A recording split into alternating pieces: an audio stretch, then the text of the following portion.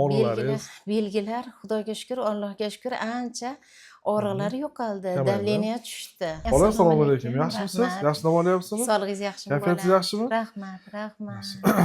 Xola, qani, bizga o'zi kelishingizga sabab bo'lgan birinchi shikoyatlaringizni aytib bering. Birinchi kelishim oyoq og'rig'i bilan kelgan edim, G'ayratjonda davolangandim. Endi juda rahmatlar aytaman. Endi keyin bu 4-chi kelishimda, 3-chi kelishimda o'ltirib kelganman. G'ayratjonni bo'limiga keluvdim. Mana oyoqlarim yaxshi bo'lib qoldi.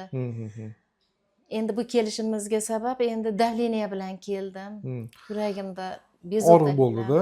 Yuragimda bezovtalik, davleniya bilan keldim. Allohga shukr, mana chiroyli muolajalar qildilaringiz. Rahmat. Hozir qani, o'sha o'zingizga kelgan kuningizdagi shikoyatlaringizga nisbatan hozirgi kunda mana bugun 6-7 kun bo'ldi. O'zingizda qaysi holatlarda o'zgarish bo'ldi? Qaysi belgilaringiz saqlanib turibdi hani? Og'riqlaringiz? Belgilar Xudoga shukr, Allohga shukr ancha og'riqlar yo'qoldi. Davleniya tushdi. Hozir mana jismoniy harakat yursangiz, mana harakat qilganingizda ko'krak qafasingizda qandaydir og'riq, achishish bo'lyaptimi, bo'lmayaptimi? Og'riqlarim yo'qoldi. Og'riqlar yo'qoldi. Birinchi siz bezovta bo'lib, mana Qo'shtepadagi o'zida mana yashash joyidagi bansiga borganingizdagi shikoyatingiz, mana ko'krak qafasingizda achishish, shunaqa belgilar.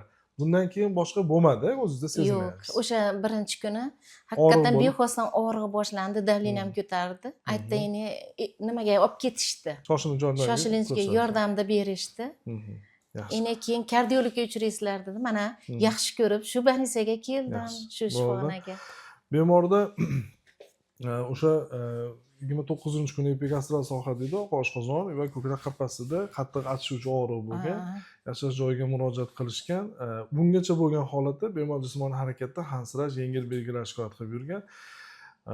Shu kuni og'riq sababli o'zining yashash joyidagi bansiga, shifoxonaga murojaat qilganda, ular kerakli muolajalarni qilgandan keyin bizga jo'natishdi.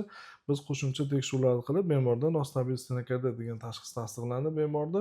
Ya'ni qon tomirlarida oziqlanish, o'sha ateroskleroz blyashkani hisobiga to'liq yurak yaxshi qon ola olmay qoladi. Biz harakat qilganimizda shunaqa achishish, og'riq yoki kimdadir hansirash bo'ladi. Endi holat bunaqa, siz dorini bir xilda to'g'ri ichishingiz kerak. Endi bu ham sizga bitta signal. Dorini vaqtida to'g'ri ichib yursangiz, sizda mana o'sha kungi bezovtagarchilik, keyin jismoniy o'zingizni harakatlaringizdagi quvvatsizligingiz, hansirashingiz shunaqa belgilar nisbatan kamayadi. Bir oyda bir marta siz kardiolog vrachlarga uchrab turishingiz kerak. Dorilarni ichib, vaqtida yeydigan ovqatingizni, harakat qilishingizni, tabletkalaringizni biz soati bilan yozib beramiz. Shu vaqtda ichib turasiz, murojaat qilib turasiz, kuzatib turamiz. Hozir holatingiz ancha yaxshi, xudo xolasa, qo'llaringizni davom ettiramiz. Boshqa muammo yo'q. Sog' bo'ling xolajon. Sog' bo'ling.